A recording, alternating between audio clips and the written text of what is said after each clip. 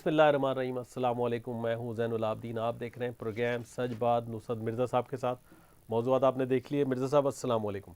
वालेकुम सलाम और अस्सलाम वालेकुम नाज़रीन कराम। आप देखिए, आज साल का तीसरा दिन है और आज जो है बलूचिस्तान में एक बहुत बड़ी कार्रवाई हुई है जिसका हम बड़ी शदीद मजम्मत करते हैं और सवालिया निशान उठ गया है पाकिस्तान के जो इंटेलिजेंस अदारे हैं उनके ऊपर कि भाई वो क्या कर रहे हैं। हमने ये बात पहले भी कही थी कि इतने वाक़यात हुए हैं 2020 के आखिरी दिनों के अंदर 10 आदमियों की शहादत एक महीने के 3 दिन के अंदर हुई थी और इसके बाद में अब ये मश में कोयले की कान में काम करने वाले 11 मजदूरों को अगवा किया। सवाल ये है कि ये कैसे हुआ है। मैं चीफ़ ऑफ आर्मी साहब से ये सवाल करता हूँ कि आप ये जब बात ये जनाब जनरल फैज़ साहब से पूछें कि भाई वो क्या कर रहे हैं।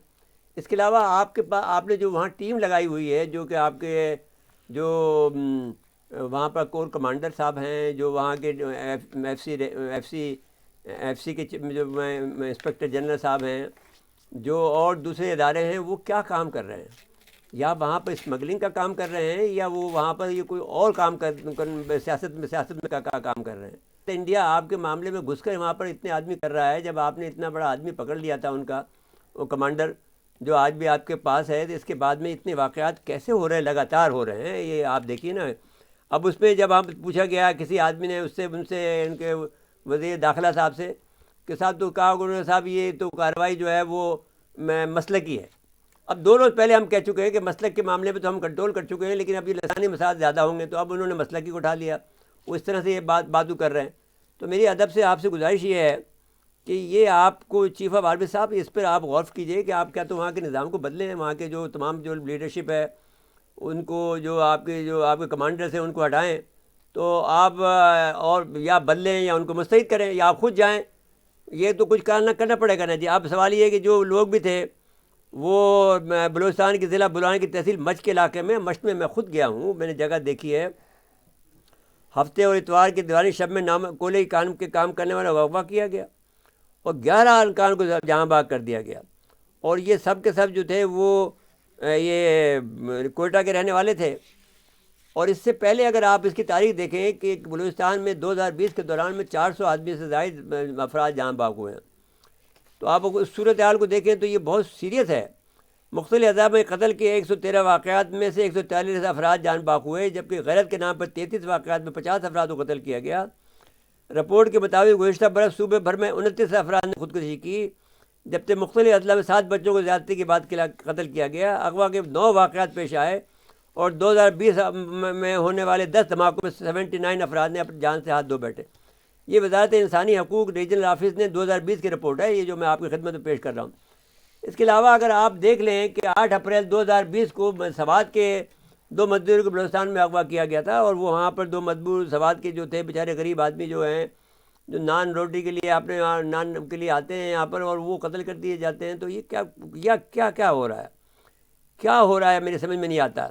8 अप्रैल 2019 को कोस्टल हाईवे पर 14 अफराद शहीद हुए। तो अगर ये देखा जाए तो एक बड़ी तवील दास्तान है। अगर इसकी रिपोर्ट को हमने अगर हम बयान नहीं करना चाहते हैं, इसलिए आज से कि ये एक बड़ा तसलसल हो जाएगा और ये इंडिया की एक बड़ी कामयाबी मानी जाएगी। हम इंडिया को किसी तरह से खुश नहीं करना चाहते हैं, लेकिन आपसे ज़रूर दरख्वास्त गुजार हैं कि आप इस पर एक्शन लें। आप खुद भी जाएं और जाने से बड़ा फ़र्क पड़ता है। आपके चीफ के जाने का मूवमेंट है। मैं समझता हूँ कि जो कुछ इस वक्त मुल्क की दुनिया की सूरत हाल चल रही है, इसमें किसी वक्त भी जंग का ख़तरा है, लेकिन ये कि ये जंग हमारे घर पर आ गई है। और अब जो आदमी मुल्क में अगर अदम इस्तेकाम हो जाए, अगर शाह महमूद कुरैशी ये कहते हैं कि साहब मुल्क में इंडिया पाकिस्तान को अदम इस्तेकाम का शिकार कर रहा है, तो उसको सद्दबाब के लिए आपका जाना बजाते खुद एक बड़ी अहम काम है। साहब वहाँ पर ये इतनी बड़ी कार्रवाई हो रही है और आपका वहाँ पर आदमी जो मेजर बैठा है, जो आपका कर्नल बैठा है, वो क्या कर रहा है? वो वहाँ बैठ कर दाल रोटी खा रहा है, क्या कर रहा है? उसमें जितने भी जो इंटेलिजेंस के लोग हैं हमारे वहाँ बैठे हुए हैं, मिलिट्री इंटेलिजेंस के लोग बैठे हुए हैं, आईएसआई के लोग बैठे हुए हैं, वो क्या कर रहे हैं वहाँ पर ज़्यादातर तो मिलिट्री इंटेलिजेंस के लोग बैठे हुए हैं। तो वो कोई ना कोई खामी ज़रूर है उनके अंदर। आप मेहरबानी करें उनके ऊपर आप दें। मैंने आपसे पहले भी दरख्वास्त की थी, आपको इससे पहले जो वाक़े हुए थे दिसंबर के अंदर। इसके बाद में दरख्वास्त गुजार हुआ था, फिर मैंने आपका जाना तो नहीं हुआ अभी तक वहाँ पर। तो अब ये शरपसंदों का सर कुचलना जो है वो हमारे लिए बहुत ज़रूरी हो गया है और उसकी ज़रूरत ये है कि आपकी बहुत फास्ट मूवमेंट होनी चाहिए, जो कि आपके علاقوں کے اندر یہ ضرور ہے کہ آپ اپنے تحفظ کا ضرور خیال کریں کہ ظاہر ہے کہ سیکورٹی کا جو معاملہ ہے، آپ کی سیکورٹی ہمارے لیے بہت امپورٹنٹ ہے، but there are other means جس کے ذریعے سے آپ کی سیکورٹی، آپ اس میں کوئی ڈسپشن کر سکتے ہیں، اور آپ جائیں اور دبائیں ان کو. اور یہ ہو سکتا ہے کہ آپ گئے ہوں ہمیں نہ پتہ ہو، لیکن رزلٹ یہ ٹھیک نہیں آ رہا کہ جو سامنے جو منظرنامہ بن رہا ہے وہ بہت خلاف ہو جا رہا ہے پاکستان کے. اور ادھر دوسری طرف یہ پی ٹی ایم جو ہے منشرات کر رہی ہے، ان کو بھی روک دیں. اب بس بہت ہو گیا، تماشا کھیل تماشا کر لیا اس لڑکی نے. اور مولانا فضل الرحمان میں کون سا دودھ کا دھلا ہوا ہے مولانا فضل الرحمان؟ اتنے زیادہ اس کے خلاف کیسز ہیں، کیوں نہیں اس کو آپ درست کرتے ہیں؟ تو اب بہرحال یہ ہے کہ مجھے نہیں سمجھ میں آتا ہے کہ وہ ظاہر ہے کہ آپ کی مجبوریوں کو میں سمجھتا ہوں کہ بھئی آپ کے ہوں گے، لیکن پھر بھی میں درخواست ضرور گزار ہوں کہ بھئی ان میں توازن ضرور ہونا چاہیے. ان کو سمجھا دیا جائے یا ان کو دبا دیا جائے، ان کو ڈرا دیا جائے، ان کو بہکا دیا جائے، کچھ بھی کریں آپ ان کو روکیں. ان کی جو روز یہ جو جلسے کرتے پھر رہے ہیں، لانگ مارچ کی دھمکیاں دیتے پھر رہے ہیں، یہ کس کی ضرورت ہو سکتی ہے کہ جیل کے سامنے مظاہرہ کریں؟ یہ تو آپ ہی کے زمانے میں ہو رہا ہے کہ لوگ آپ کو دھمکیاں دے رہے ہیں. کمال کی بات ہے چیز صاحب، یہ تو ایسی بات ہے، ٹھیک بات نہیں ہے. جی چلیے جین صاحب. آپ نے جو فضل الرحمان صاحب کی بات کی نا، ان کے لیے ایک ٹینشن بڑھ گئی ہے. شیرانی صاحب لاہور میں نہیں، میں جان رہا ہوں شیرانی صاحب شیرانی صاحب 6 سال تک نظریہ پاکستان اسلامی نظریاتی کونسل کے صدر رہے ہیں. جی، وہ بہت زیادہ متحرک آدمی ہے، بہت زیادہ اچھا آدمی ہے، اور اس کے دامن پہ کوئی داغ نہیں ہے. جی، اس نے کوئی مال نہیں بنایا جو مولانا فضل الرحمان بناتے پھرتے رہے، پہلے دن سے بناتے پھر رہے ہیں. ان کو تو پیسے باہر سے آتے تھے، جو ضیاء الحق مرون نے مجھ سے خود بتایا. اب اس کی تصدیق تو ایسا ہی کرے گی نا. تو میرے صاحب اتنے سال ہو گئے، وہ تصدیق اب تک ہوئی نہیں ہوگی؟ بھائی یہ لوگ، بات یہ ہے کہ ان کا جو اسٹائل ہے کام کرنے کا، یہ بہت طویل پلاننگ کرتے ہیں اور لوگوں کو کھیلنے دیتے ہیں، اور ان کے ذریعے سے ان کا فائدہ یہ ہوتا ہے کہ وہ ان کے ذریعے سے جو معلومات ملتی ہے وہ انڈیا کے بارے میں، وہ بتاتے جائے کہ انڈیا میں اپنا آدمی بھیجیں، ان کے ذریعے سے مل جاتی ہے. تو جو ان سے رابطہ کاری ہوتی ہے اس سے پتہ چل جاتا ہے کہ کیا ہو رہا ہے. تو بہت کچھ انہیں ظاہر ہے کہ بھئی ان کی، اب ظاہر ہے کہ ہمیں تو نہیں معلوم نا کہ ہم تو صرف چھوٹی چھوٹی باتیں جانتے ہیں، جو کہ ادھر کی جو سنی سنائی باتیں ہیں. تو ظاہر ہے کہ کوئی نہ کوئی وجہ تو ہوگی نا ان کو کھلا چھوڑا ہوا ہے. لیکن میرے صاحب وہ جو پہلے جو اس موضوع سے ہم نے پروگرام کا آغاز کیا تھا، بلوچستان میں جو واقعات ہے نا، وہ اس میں ایک تسلسل ہے، لیکن کوئی نظر نہیں آ رہا کہ نیٹ پر ختم کیا گیا اس میں ہو. ایک بڑی بات کمی جو ہے وہ ہماری چیف کی جو موومنٹ نہیں ہے. پہلے راہی شریف صاحب جب ہوتے تھے وہ بہت تیزی سے موومنٹ کر اپنے لوگوں کو ہمت دلاتے تھے. جی، اور وہ موومنٹ ہمارے چیف کی نظر نہیں آتی. اس کی وجہ ہم سمجھ سکتے ہیں کہ بھئی ہمارا چیف جو ہے وہ بہت سے معاملوں میں الجھا ہوا ہے. یہ درست ہے بات یہ کہ وہ اس وقت کے جو راحیل شریف کے معاملات نے، راحیل نے تو صرف ایک فیصلہ کیا تھا APS کے بعد میں کہ بھئی ان کو ٹھکانے لگانا ہے، تو انہوں نے ٹھکانے لگا دیا تھا. نہیں، ان کے اوپر تو ابھی اس وقت دوہرا بہت بوجھ سے ہے. معاملات بھی ہیں جو کہ وہ سیاسی معاملات کو دیکھ رہے ہیں کہ وہ نالائق حکومت ہے، نالائقوں کا بوجھ بھی اٹھا رہے ہیں نا، تو یہ ایک مسئلہ ہے. یہ بات ٹھیک ہے، لیکن اب بھئی یہ تو ایسی معاملہ ہے نا کہ یہ پھر آگے جا کے تو تباہی مچا دے گا نا. ہاں، یہ بات ایسی نہیں ہے کہ اگر آپ نے اس کو چھوڑ دیا تو یہ معاملہ تو بڑھے گا نا. پھر بعد میں یہ تو گھٹ تو نہیں رہا نا کہ اگر جب آپ کا وزیر خارجہ کھل کے یہ کہہ رہا ہے کہ صاحب امریکہ انڈیا میں ڈی اسٹیبلائز کر رہا ہے، تو بھائی ڈی اسٹیبلائز کرنے کے لیے آپ سد باب کیوں نہیں کرتے اس کو؟ اور پھر آپ بھی کوئی اپنی کارروائی دکھائیں. نہیں، ابھی تو FATF سے نکلنا ہے نا ان کو. جی، بہرحال انتظار میں بیٹھے ہیں. غریب مزدوروں کو کب تک نشانہ بنایا جائے گا؟ ہمارے پاس اس وقت وہ پوری تفصیل موجود ہے جو بلوچستان کے واقعات میں موجود ہے، لیکن ہم اس کا ذکر اس لیے نہیں کر رہے ہیں کہ ہم اس معاملے کو زیادہ اچھالنا نہیں چاہتے ہیں. ہم یہ موقع دے رہے ہیں کہ ہمارا جو فیض صاحب ہیں، جو DGI ہے، وہ جا کے دیکھے، اور جو ملٹری انٹیلیجنس کا چیف ہے ہمارا جو سندھ کا ہے، وہ دیکھے کہ بھئی وہاں پر کیوں اتنی گڑبڑ ہو رہی ہے، اور چیف آف آرمی صاحب اس کو کنٹرول کریں. یہ اتنی دیر تک کیوں، اتنی مسلسل کیوں ہو رہا ہے؟ اور بڑھتے جا رہے ہیں بھائی. کہاں 10، پھر 1، کہیں 2، پھر ایک دم سے 11. یہ تو بہت زیادہ بات ہے. اور بھی غریب لوگ بیچارے، بالکل، اور جن کا کوئی نہ کوئی روٹی پانی جو ہے نہ کوئی آدمی، اور پھر آپ اس کی دیکھ بھال کرنے والا بھی کوئی نہیں ہوتا ہے. اب اعلان کر دیں گے 10 لاکھ 20 لاکھ کا، پھر دیں گے کچھ بھی نہیں. نہیں، اس کو وہ تو بہت دیر لگ جاتی ہے ملتے کیونکہ وہ پروسیس بہت لمبا ہوتا ہے. پھر وہاں پر بھی ان کی لڑائیاں شروع ہو جاتی ہیں. جب پیسہ ملتا ہے تو بڑی مصیبت ہوتی ہے. جی، جب وہ ڈیمنڈ ڈیوس کا کیس ہوا تو آپس میں لڑ پڑے تھے لوگ باگ، جو پیسے دینے پہ ہوئے تھے، پہلے پیسے دینے پہ راضی نہیں تھے، بالکل جب پیسے آئے تو آپس میں لڑ پڑے. جی. میرے صاحب اب بریک کے لیے کہا جا رہا ہے، لیکن بریک سے پہلے کچھ تھوڑا سی گیس بحران کی جو بات ہے نا، صنعت کار تو پریشان ہے، گھریلو صارفین تو بہت زیادہ پریشان ہے. ٹھیک ہو گیا. تو یہ بریک سے آنے کے بعد اس پہ بات کریں گے اور کوشش کریں گے کہ سائٹ کے اور کاٹی کے عہدیداروں کو لے لیں تاکہ ان کا موقف آ جائے کہ کس طرح وہ اپنی سرحد چلا رہے ہیں. ناظرین مختصر وقفہ ہے، وقفے کے بعد دوبارہ آتے ہیں.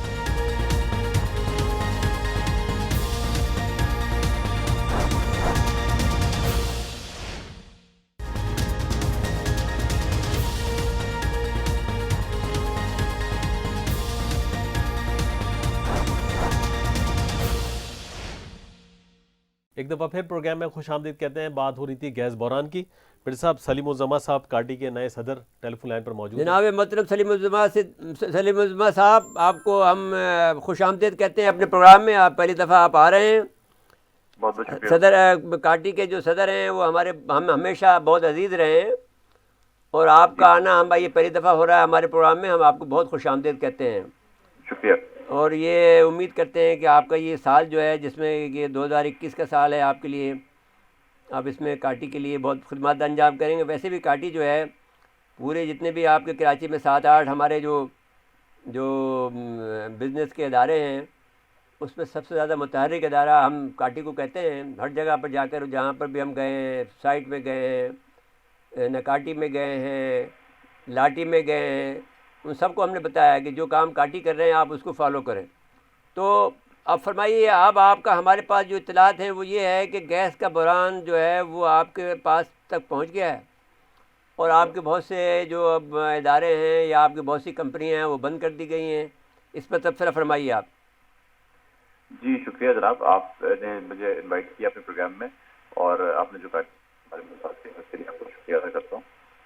دیکھیے، گیس کا بحران واقعی اس وقت شدت اختیار کرتا جا رہا ہے. گیس کے جو مسائل تھے وہ ہم رہا تھا، ہم بات سن رہے تھے کہ گیس کا مسئلہ کی دفعہ نہیں ہوگا، کیونکہ ایک 17 کلومیٹر کی گیس پائپ لائن ہے جو کہ بچھا دی جائے گی، اور اس کے بعد پھر ہمارے پاس گیس کا مسئلہ نہیں ہوگا. اور ہماری اطلاعات یہ ہے کہ وہ گیس پائپ لائن بچھ بھی گئی ہے، لیکن اس کے باوجود گیس کی قلت ابھی شروع ہو گئی ہے، اور ایسی شروع نہیں ہوئی ہے بلکہ کافی انٹینسٹی کے ساتھ اسٹارٹ ہو گئی ہے. کچھ دنوں پہلے ہمارے پاس کوئی گیس کمپنی کی طرف سے ایک نوٹیفیکیشن موصول ہوا تھا جس میں انہوں نے کہا کہ نان ایکسپورٹ انڈسٹریز اپنی کیپٹو پاور کے لیے استعمال کی جانے والی گیس کی کنزمپشن کا استعمال ختم کر دیں، جو کہ ظاہر ہے کہ ممکن نہیں تھا، کیونکہ اس کے اندر بہت ساری انڈسٹریز ایسی آ جاتی ہیں جو کہ فارماسیوٹیکل کمپنیز ہیں، جو کہ اسینشیل پروڈکٹس کی مینوفیکچرنگ کمپنیز ہیں، ایسی کمپنیز ہیں جو کہ ایکسپورٹرز کے لیے سامان بنا رہی ہوتی ہیں.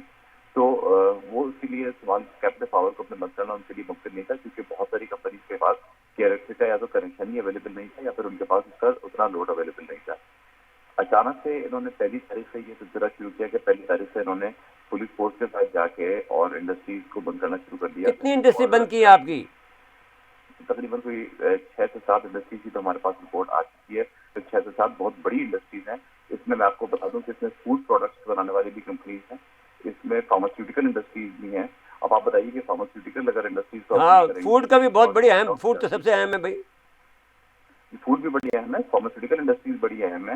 اگر آپ فارماسیوٹیکل انڈسٹریز بند کریں گے، دوائیوں کا ایک ملک میں بحران پیدا ہو سکتا ہے بھائی، بڑی خرابی ہوگی، بحران پیدا ہو سکتا ہے. اس کے علاوہ اچھا جی، آپ بات کر لیں. ہم سپریم کورٹ سے درخواست کرتے ہیں، آپ ہمارے ساتھ مل کے یہ بات کیجئے کہ ہم سپریم کورٹ سے درخواست کرتے ہیں کہ وہ نوٹس لیں، اور اس سلسلے میں آپ کو کاٹی کو اور سائٹ کو ریلیف فراہم کرے. جو انڈسٹری کو ہم لفظ کا استعمال کر لیتے ہیں پورے ملک، ان کو ریلیف فراہم کرے تاکہ یہ ہمارے پاس جو فارمیسی میں جو ہماری پروڈکٹ ہیں ان کو اور فوڈ پروڈکٹ کو ہمارا نقصان نہ پہنچے.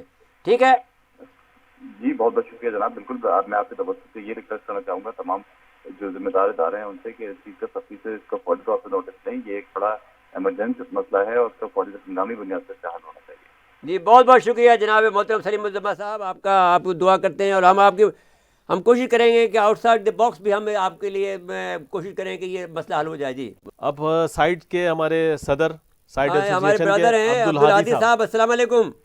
وعلیکم السلام مرزا صاحب، کیسے ہیں آپ؟ جی اللہ کا شکر ہے. آپ فرمائیں کہ ابھی جو ہمیں اطلاع ملی ہے وہ یہ ہے کہ گیس کی وجہ سے آپ کی کچھ فیکٹریاں بند کر دی گئی یا بند کرنے جا رہے ہیں. اس پر آپ تبصرہ فرمائیے. دیکھیں گیس کا تو پرابلم ہمارے پاس پچھلے 3-4 مہینے سے کنٹینیوسلی چل رہا ہے. جو میں نے آپ کو پہلے بھی بتایا تھا, اکتوبر میں ہماری منسٹری سے ملاقات ہوئی تھی اور SHGC کا بھی سارا عملہ ہمارے ساتھ تھا. اس وقت ہمارا ریٹ 786 روپیز پر MMBTU تھا. اس میں منسٹری نے یہ ہم سے ریکویسٹ کی کہ اگر ہم 930 روپے پہ ایگری کر لیں تو وہ تھرو آؤٹ ونٹر جو 5 مہینے 1 اکتوبر سے لے کے 28 فیب 2021 تک کے ہیں, اس میں ہمیں ان انٹرپٹیڈ گیس کی سپلائی ملے گی ایٹ سوٹیبل پریشر اور اس میں کوئی انٹرپشن نہیں ہوگا. ہم نے اس کو ایگری کیا کیونکہ ہماری فیکٹریز بند تھی, ہمیں بہت لاسز ہو رہے تھے. اب اس پہ سونے پہ سہاگا یہ ہوا کہ ایک تو ہمیں اب بند کرنے کا نقصان الگ اور جو ریٹ انکریز کا نقصان ہے وہ الگ. تو پہلے جو نقصان تھا اس کے مقابلے میں اب ہمارا لاس ڈبل ہو گیا. اس کے بعد آپ بتائیے کہ آپ جو یکم جنوری سے آپ کے کوئی فیکٹریاں بند کی ہیں, گیس بند کی ہے فیکٹریوں میں؟ جی ہاں, وہ 31 دسمبر کو SHGC کا ایک نوٹیفیکیشن آیا جس سے انہوں نے کہا کہ جو نان ایکسپورٹ اورینٹیڈ ہیں اور کیپٹو پاور پہ فیکٹریز چل رہی ہیں ان کو 31 جنوری تک بند کر دیا جائے گا. اور اس کے بعد جن لوگوں نے اس کے اوپر امپلیمنٹ نہیں کیا, فیکٹری والوں نے ولنگلی بند نہیں کی, ان کے پاس SHGC کے عملے نے جا کے فیکٹریز کو بند کیا ہے. تو کتنی فیکٹریوں کو بند کیا ہے؟ یہ دیکھیں سائڈ انڈسٹریل ایریا میں اب تک کوئی 7 سے 8 فیکٹریز کو بند کر چکے ہیں اور یہ سلسلہ کنٹینیوسلی چل رہا ہے. اب سے کچھ دیر پہلے 1-1.5 گھنٹہ پہلے بھی ایک فیکٹری کو بند کر کے گئے ہیں اور فیکٹری اونر کا مجھے فون آیا تھا. اب دیکھتے ہیں یہ سلسلہ کب تک چلتا ہے. ہم نے تو کل بھی بڑی ریکویسٹ کی ہے منسٹری سے اور ہر فورم پہ ہم یہ بات اٹھا رہے ہیں کہ اگر آپ نہیں, ہم نے یہ بات درخواست کی ہے, ہم آپ کے پھر دوبارہ درخواست کرتے ہیں کہ سپریم کورٹ جو ہے اس کا نوٹس لے اور ہمارے تاجروں کو اور ہمارے جو انڈسٹری کے لوگوں کو جو ہے وہ ریلیف دے. اور چیف آف آرمی صاحب سے بھی درخواست کرتے ہیں کیونکہ وہ دونوں طرف سے جو جب تک یہ درخواست نہ کی جائے یہ کام نہیں بنتے ہیں. اب مجھے نہیں معلوم ہے کہ یہ جو واقعی شارٹیج ہے گیس کی یا جان بوجھ کے شارٹیج کی جا رہی ہے. اس پہ میں آپ کے توسط سے ایک بات حکام بالا تک پہنچانا چاہوں گا. جی, ایک چیز کو سمجھنا بہت ضروری ہے. جہاں ہم ایک طرف پرائم منسٹر صاحب اور ساری کابینہ اور ایون ہم لوگ بھی خوشیاں منا رہے ہیں کہ دسمبر میں 18% ایکسپورٹ بڑھ گئی اور پاکستان کی ہسٹری میں سب سے زیادہ فگرز گزشتہ دسمبر میں آئے. لیکن اگر یہ جو نان ایکسپورٹ اورینٹیڈ فیکٹریز کو بھی بند کریں گے تو اس چیز کو سمجھنا بہت ضروری ہے کہ جو پوری ایک سپلائی چین ہوتی ہے, ایک کارٹن والا ہوتا ہے, ایک تھیلی والا ہوتا ہے, لیبل والا ہوتا ہے, وہ سب non zero rated non export oriented sector میں آتے ہیں. لیکن یہ الٹیمیٹلی سپلائی ایکسپورٹرز کو ہی کر رہے ہوتے ہیں. اب ایک کارٹن کے بغیر مال ایکسپورٹ نہیں ہو سکتا, وہ ظاہری بات ہے کارٹن میں پیک ہو کے جانا ہے. اچھا, آپ یہ بتائیے کہ وجہ کیا ہے آپ کی نظر میں, یہ انہوں نے خریداری دیر سے کی ہے LNG کی یا پھر کوئی اور معاملہ ہے؟ دیکھیں یہ بات تو اس پہ تو کوئی دو رائے نہیں ہے کہ اب LNG کے بغیر معاملہ نہیں آگے بڑھ سکتا. ریزن بینگ کہ جو ہماری نیچرل گیس ہے اس کے جو فیلڈس تھیں وہ ڈپلیٹ ہوتی چلی گئی اور نئی ایکسپلوریشن ہوئی نہیں پچھلے 3 سال کے اندر. تو LNG is the only solution کہ وہ انڈکٹ ہو اور مسئلہ حل ہو.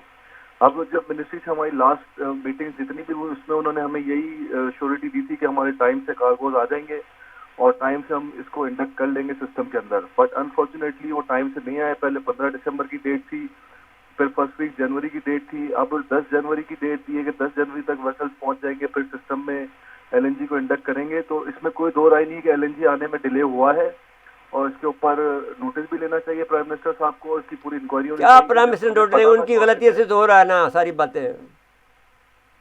جب ہمیں پتا تھا کہ شارٹیج ہے تو یہ ٹائملی پروکیورمنٹ اس کا کیوں نہیں ہوا اور ویسل کیوں ٹائم پہ نہیں آئے, یہ بہت بڑا کوشچن مارک ہے. بھائی کرکٹ کھیل لے وہ جا کر یا پھر ملک چلا لے, وہ تو بہت ڈفرینس ہے بھائی. اچھا جی, ہادی صاحب آپ کا بہت بہت شکریہ. یہ بڑی دکھ کی بات ہے کہ ہماری انڈسٹری جو ہے اس سے گزر رہی ہے, کیونکہ جیسے ہی ہمیں پتہ لگا ہم نے فوری طور پر آپ سے رابطہ کیا. ہم نے کہا بھائی ہمارا بھائیوں کو پتہ, ہمیں جو ہم کیونکہ ظاہر ہے کہ سائٹ سے ہمارا اس وجہ سے لگاؤ ہے کہ قائد اعظم محمد علی جناح نے جو یہ سائٹ کا بنیاد رکھی تھی, پھر بعد میں کاٹی بن گیا تو ہم کاٹی سے بھی ہم بہت لگاؤ رکھتے ہیں, لیکن آپ سے زیادہ ہے. تو آپ ہمیں بڑا دکھ ہے کہ آپ کا 7-8 ہو گئی ہیں تو پتہ نہیں اور کتنے ہوں گے. ہم چاہتے ہیں کہ یہ رک جائے. ایک ہی مطالبہ ہے کہ جتنے بھی سائٹ بھی اور جتنے بھی انڈسٹریل ایریاز ہیں ان کو پرائرٹی بیسس کے اوپر ان کے مسئلوں کو حل کیا جائے تاکہ ہم سب مل کے پاکستان کی اکنامی کے لیے بہتر رول پلے کر سکیں, یہاں پہ زیادہ سے زیادہ امپلائمنٹ کریٹ کر سکیں اور ہمارا ٹریڈ ڈیفیسٹ جلد از جلد ختم ہو تاکہ ہم قرضوں سے جان چھڑا کے اپنے پیروں پہ کھڑے ہو سکیں. جی بہت آمین ثم آمین. آپ کی بات ٹھیک ہے جی, ہم یہ بات اپنی پوری کوشش کریں گے اس کو, لکھیں گے بھی اور مزید باتیں کریں گے جتنا بھی ہو سکا. جی جی میرے صاحب 1 سے 1.5 منٹ رہ گیا. آٹا، چینی، پیٹرول، گیس، بحران پہ سب بحران، بہت بہت مہنگا ہو لیکن گیا. نتیجہ کچھ نہیں نکل رہا. ہر ہفتے کابینہ کا اجلاس نہیں ہوتا ہے صاحب ایک منگل کو. بات مجھے بتائیے نا, کابینہ بھی اتنی بڑی, خدا کے واسطے پہلا کام یہ کرو کابینہ کو گھٹا کے جو ہے کم سے کم ایک, یعنی آپ اس کا 10% رکھیں, ان پوروں کو صاف کیوں نہ صاف دیا کر جائے؟ دیں کیونکہ اتنے پیسے بچیں گے. 100% صاف کر دیں. گاڑی واڑیاں سب بچیں گی.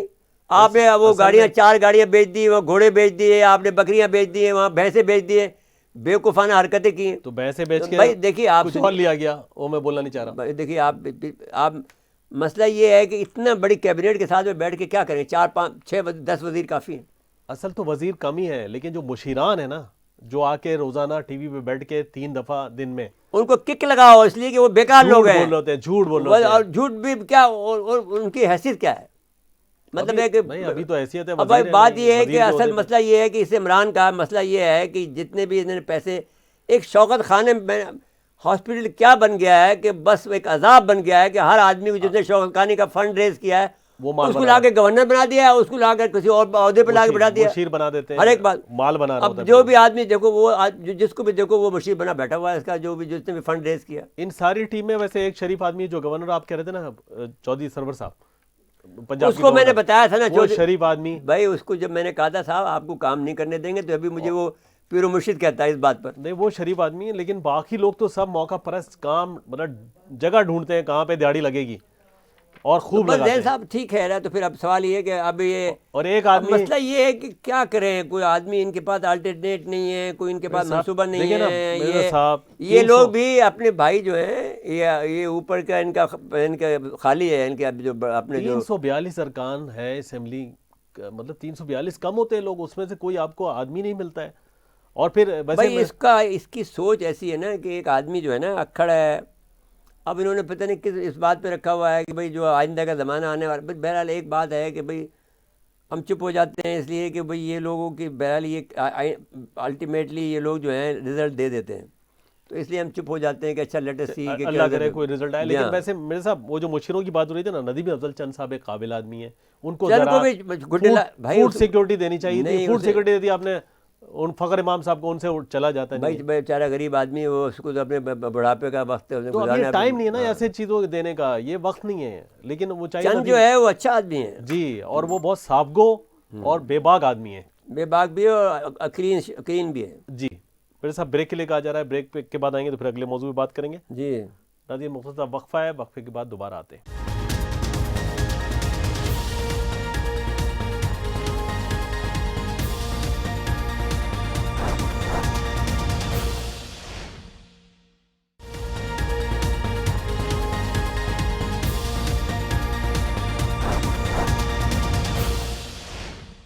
ایک دفعہ پھر پروگرام میں خوش آمدید کہتے ہیں.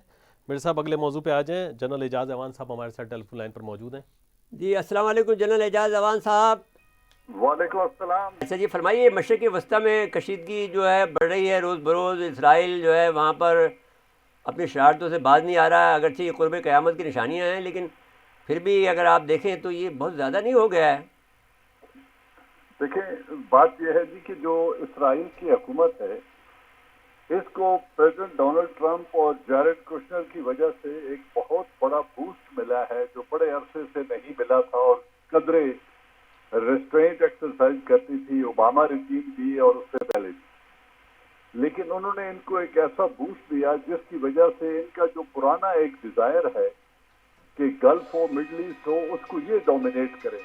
تو اس عزم کی تکمیل کے لیے, اس خواہش کی تکمیل کے لیے انہوں نے ہر کام کیا, اور کبھی کسی نے ان کو اس طریقے سے ریزسٹ نہیں کیا سوائے ایک دفعہ کہ جب ایجپٹ نے کیا. لیکن ایجپٹ سے بھی کیمپ ڈیوڈ میں معاہدہ ہو گیا. تو یہ ایک ایسا ڈومینیشن چاہتے ہیں اسرائیلی مڈل ایسٹ میں کہ ان کے مقابلے میں کوئی ریاست نہ ہو. اب ایک واحد ریاست رہ گئی ہے ایران, جس میں پوٹینشل بھی ہے اور جس میں ایک ریزالو کی کیفیت ہے کہ ان کو جب بھی انہوں نے ہٹ کیا وہ ہٹ بیک ضرور کریں گے. کتنی طاقت سے کر سکتے ہیں یہ ایک میٹر آف ڈیبیٹ ہے. تو اب یہ چاہتے ہیں کہ جو بائیڈن کے اقتدار سنبھالنے سے پہلے کوئی ایسے حالات پیدا کر دیے جائیں کہ کہیں ان کا ایسی معاہدہ ریویو ہونے کی طرف نہ چلا جائے, امریکہ دوبارہ اس میں شرکت نہ کر دے, اس سے دوبارہ نیگوسیشن نہ شروع ہو جائیں, اور ایران کے ساتھ ویسٹرن کنٹریز جو آلریڈی اس معاہدے کے ابھی تک پابند ہیں, اگر امریکہ اس میں آ گیا تو شاید ایران کے لیے اوپننگ نکل آئیں گی ویسٹرن ورلڈ میں. تو اس چیز کو سکٹل کرنے کے لیے, اس کو روکنے کے لیے یہ انسٹیگیٹ کر رہے ہیں ایران کو, اور مڈل ایسٹ کے اس ڈومینیشن کو یہ ریئلائز کرنا چاہتے ہیں جو بائیڈن کے اقتدار میں آنے سے پہلے. یہ ہے مختصر. ٹھیک ہے, لیکن بات یہ ہے کہ اب یہ جو حزب اللہ کا ان کا ایک بڑا ایکسٹینڈڈ ہارٹ تھا ایران کا, اب اور انہوں نے پھر یہ یمن میں بھی, جیسا کہ سعودی کہتے ہیں کہ یمن میں بھی انہوں نے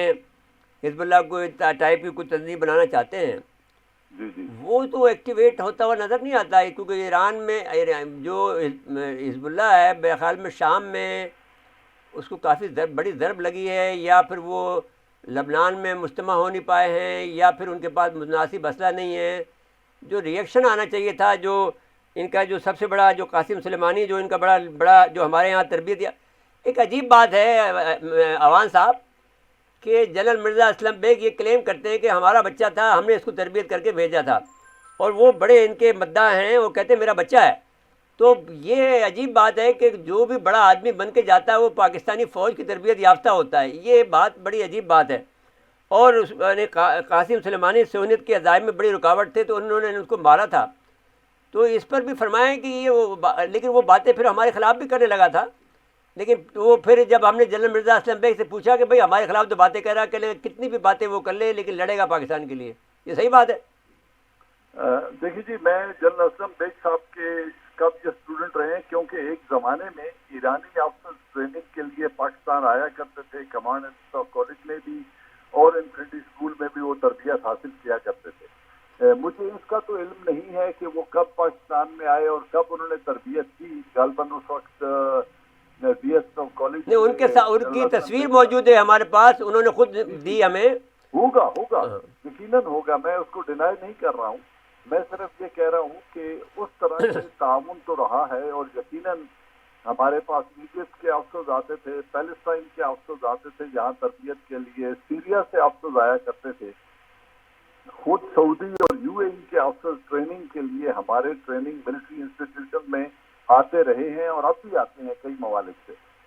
تو اس میں تو کوئی شک نہیں کہ ہم نے تربیت میں اپنے مسلم ممالک کا ساتھ دیا ہے, اور ہمارے ان سے مذہبی رشتے ہیں, ہمارے ان سے جغرافیائی رشتے ہیں, ہمارے ان سے تہذیب کے رشتے ہیں, اس کو تو کوئی ڈینائی نہیں کر سکتا.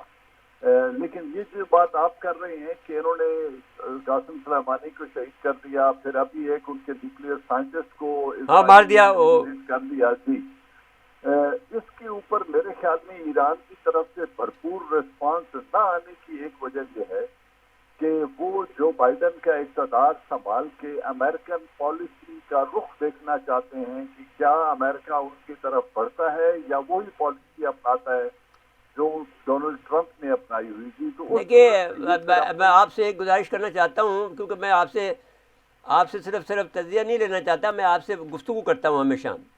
جی اس لیے وہ یوں ہے کہ میں نے ایک آرٹیکل لکھا تھا, اور وہ لکھا تھا یونون پلان پر, YINON یونین پلان, جو گریٹر اسرائیل کا پلان ہے. یونون جو تھا وہ ایک اسرائیلی ڈپلومیٹ تھا, اس نے یہ منصوبہ 1983 میں دیا تھا کہ گریٹر اسرائیل کیسے بنے گا. کوئی ملک جو ہے نہ تو آبادی کے لحاظ سے نہ رقبے کے لحاظ سے بڑا ہونا چاہیے.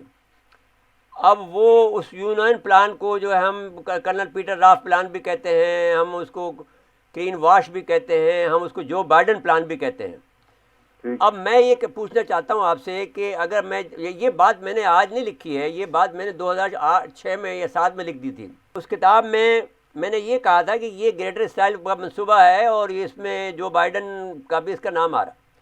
تو اب آپ فرمائیں کہ یہ جو بائیڈن کے آنے سے گریٹر اسرائیل کا منصوبہ تو ختم نہیں ہوگا بلکہ بڑھے گا. اگر یہ ٹرمپ جو کچھ بھی باتیں کر رہا ہے تو جو بائیڈن کے لیے مشکلات بھی پیدا کر رہا ہے اور اس کے لیے سہولت بھی پیدا کر رہا ہے. جی جی دیکھیں، جو بائیڈن یا کوئی بھی اور شخص اگر خواب دیکھنا چاہے کہ وہ جغرافیائی ریالٹیز کو مٹا کر گریٹر اسرائیل بنا لے گا، جس طرح بھارتیوں کو ایک ان کا ڈیزائر ہے کہ گریٹر ہندوستان یا مہا بھارت کا یہ خواب دیکھتے رہتے ہیں، اس طرح کے خواب دیکھنے پر تو کوئی پابندی نہیں لگا سکتا.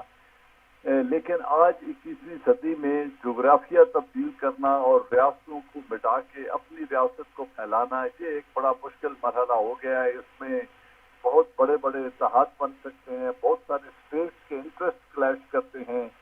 اب جس طریقے سے ایران میں چائنا کی دلچسپی بڑھ رہی ہے اور چائنا ایک بہت بڑی انویسٹمنٹ لے کے آنا چاہتا ہے، اس کے اپنے مفادات ہیں، روس کے مڈل ایسٹ اور گلف میں اپنے مفادات ہیں. تو یہ نیوکلیئر پاورز ہیں، یہ ریاستیں پیچھے نہیں ہٹ جائیں گی اور اسرائیل اور امریکہ کو فری رن نہیں ملے گا کہ وہ اپنے گریٹر اسرائیل کا خواب پورا کر سکیں. نہیں تو عرب تو گر گئے نا جی، عرب تو سارے کے سارے ان کے لیٹے پڑے ہوئے. دیکھیں، عرب کا معاملہ جو ہے وہ ایک بڑی مشکل صورتحال ہے، کیونکہ عرب اس وقت بڑے ڈاواں ڈول قسم کی ان کی لیڈرشپ ہے اور ان کی کوئی واضح پالیسیز ابھی تک نظر نہیں آ رہی ہیں. بہت ڈیفینسو ہو گئے ہیں، جس کی وجہ سے اسرائیل کو شے بھی مل رہی ہے. اور ہم دیکھ رہے ہیں کہ اسرائیل کو ریکگنائز کرنے کے لیے، تسلیم کرنے کے لیے یہ عرب ممالک بہت جلدی کرنا چاہتے ہیں اور اس کے دباؤ ہمارے پر بھی کچھ انڈائریکٹلی پڑ رہے ہیں. یو اے ای تسلیم کر چکا ہے، بحرین کر چکا ہے، قطر بھی ان لائن ہے. تو اگر یہ تسلیم کر بھی لیں تو ڈپلومیٹک ریلیشنز اپنی جگہ پہ، لیکن ایک مہا اسرائیل بننے کا خواب جو ہے وہ ایک ریالٹی نہیں ہے. نہیں، ایسا نہیں ہے. اس کے راستے میں ریزسٹنس کم ضرور ہو رہی ہے. اچھا، میں یہ کہنا چاہتا ہوں کہ ایران جو ہے وہ یہ بات شاید سمجھتا ہے کہ وہ امریکہ ان کو شے دے رہا ہے کہ وہ اسرائیل پر حملہ کر دیں تاکہ ان کے اوپر ایران پر حملے کا جواز پیدا ہو جائے، لیکن ایران پھر تحمل کا مظاہرہ کر رہا ہے. یوں کہیں پھر ہم جی بالکل، ایران کبھی بھی نہیں کرے گا. ایران، میں نے آپ کو بتایا نا کہ جب پانی سر سے گزر گیا تو پھر تو یہ ریئیکٹ کریں گے. لیکن اب انہیں ایک امید ہے اور بہت سارے لوگ یہ رائے رکھتے ہیں کہ جو بائیڈن صاحب کے آنے کے بعد ہیومن رائٹس وائلیشن کے خلاف امریکہ کی ایک آواز اٹھے گی، کیونکہ ایک طرف وہ ہانگ کانگ کے خلاف اگر آواز اٹھانا چاہتے ہیں تو کشمیر اور یمن کو کیسے اگنور کر سکتے ہیں. پھر اسی طرح انہوں نے اپنی کچھ اسٹیٹمنٹ سعودی عربیہ کے بارے میں بڑی واضح جو بائیڈن نے دی ہوئی ہیں. تو دیکھنا یہ ہے کہ وہ کیا صرف انتخابی وعدے تھے اقتدار میں آنے سے پہلے کی بڑھتی. ہاں، لیکن نہیں اگین عوان صاحب، میں آپ سے یہ کہنا چاہتا ہوں کہ اس نے جو ٹیم سلیکٹ کی ہے اس میں ایک لڑکی پاکستانی بھی آ گئی ہے اور بہت سی بھارتی ہیں اور سارے جو ہیومن رائٹ ایکٹیوسٹ ہیں اس کے گروپ میں. تو یہ بات تو کہی جا سکتی ہے کہ شاید وہ اس معاملے میں آگے بڑھے گا جو آپ بات کہہ رہے ہیں. جی تو یہی مجھے لگتا ہے کہ ان کا پالیسی جو ہے وہ ایران کو انگیجمنٹ کی ہوگی، نہ کہ ان کے خلاف ایک متحارب کارروائی وہ کرنے کو اوائڈ کریں گے. اور اگر ایسا ہو جاتا ہے تو پھر اسرائیل کو نظر یہ آتا ہے کہ پھر شاید ان کی جو خواب ہے وہ کچھ عرصے کے لیے شرمندہ تعبیر نہیں ہو سکے گا. اچھا، یہ آخری سوال میں آپ سے کرنا چاہتا ہوں کہ قاسم سلیمانی کیا بہت بڑا کمانڈر تھا؟ لیکن اگر کمانڈر بہت بڑا تھا تو اس کا کریڈٹ تو ہم لیتے ہیں نا کہ بھائی ہماری تربیت یافتہ تھا. میں نے پہلے بھی کہا تھا کہ بھائی جو آدمی بھی ہم جائے گا آپ کو پاکستان سے ملے گا، کوئی بہادر آدمی ملے گا تو اور کہیں تربیت ایسی نہیں ملتی ہے جیسے ہماری فوج دیتی ہے. جی بالکل. تربیت کے لحاظ سے تو ہمارے ابھی بھی ایران کے ساتھ تعلقات جو بہتر ہوتے جا رہے ہیں، پہلے کے مقابلے میں بہت بہتری آئی ہے. اور یہ قربت اگر اور بڑھے گی تو اس میں اگر امریکہ کی پالیسی نرم ہوئی ایران کی طرف تو اس میں اور تیزی آئے گی اور چین بھی اور نزدیک جائے گا ایران سے. اور ایران دن بدن مضبوط ہوتا نظر آ رہا ہے مجھے ان پالیسی کی وجہ سے. نہیں، میں پوچھ رہا ہوں کہ قاسم سلیمانی کوئی بہت بڑا کمانڈر تھا آپ کی نظر میں؟ ایز اے جنرل آپ سے پوچھ رہا ہوں. جی یقیناً انہوں نے ایران کے لیے جو ان کی خدمات ہیں وہ بڑی تاریخ ساز خدمات ہیں، اور انہوں نے ایران کی سیکیورٹی کے لیے اور ان کے رائل گارڈ کی تربیت میں بہت بنیادی کردار ادا کیا ہے. اگرچہ ان کی کچھ پالیسیز اور کچھ اسٹیٹمنٹ سے ہمیں اختلاف ضرور ہے، لیکن ایران کے لیے انہوں نے اپنی ان کی سروسز قابل ستائش ہیں اور انہوں نے ایران کے لیے بہت کام کیا ہے، اس میں تو کوئی دو رائے نہیں ہے. اچھا جی، تو پھر تو یہ بات ٹھیک ہوگی نا کہ ہمارا تربیت یافتہ جو ہے جہاں جائے گا بہت زبردست کام کرے گا، ہم تو یوں کہتے ہیں انشاءاللہ جی۔ آپ کا بہت بہت شکریہ جناب محترم جنرل اعجاز اعوان صاحب، آپ grateful to you sir. Program کا وقت بھی ختم ہوا جی، اگر آپ اس پہ کچھ کہنا چاہتے ہیں۔ نہیں میں بس یہ کہتا ہوں، اس کو ایرانی بہت مدافع حرم کے لقب کرام سے وہ مشہور ہیں جی، اور پھر اس کے ساتھ میں ان کے ابو المہدی المہندس بھی جو ہے وہ بھی شہید ہوئے ان کے ساتھ میں، جو کہ جو وہاں کے فوجی کمانڈر تھے عراقی جو ہیں وہ، اور بہرحال ابراہیم رئیسی ایرانی عدلیہ کے سربراہ تھے۔ تو بہرحال یہ کہ یہ امریکہ یہ ایسی بدماشیاں کرتا رہتا ہے، یہ دنیا بھر کے اندر خود حملہ نہیں کرتے لیکن یہ حملے کے یعنی جو ہے آثار پر یعنی لوگوں کو حملے پر اشتعال دلاتے ہیں کہ ہم پہ حملہ کرو تاکہ ہم آپ پہ حملہ کریں۔ یہ ایک قسم کے جیسے وہ جو ہوتے ہیں نا جو گیم پلے کرتے ہیں، وہ اس قسم کے جنگ گیم پلیئر کے پلیئر ہیں۔ ان کو ایک دفعہ کی مار سے روسی پڑ دے گا، جو کہ ہمارے روحانی روحانی جو آدمی تھے، جو نعمت اللہ شاہ ولی صاحب نے جو کہا، وہی بات ہونے جا رہی ہے ساری بات۔ آج کے پروگرام کا وقت ختم ہوا جی ناظرین، آج کے لیے اتنا ہی، آئندہ پروگرام تک کے لیے اجازت چاہتے ہیں، اللہ حافظ۔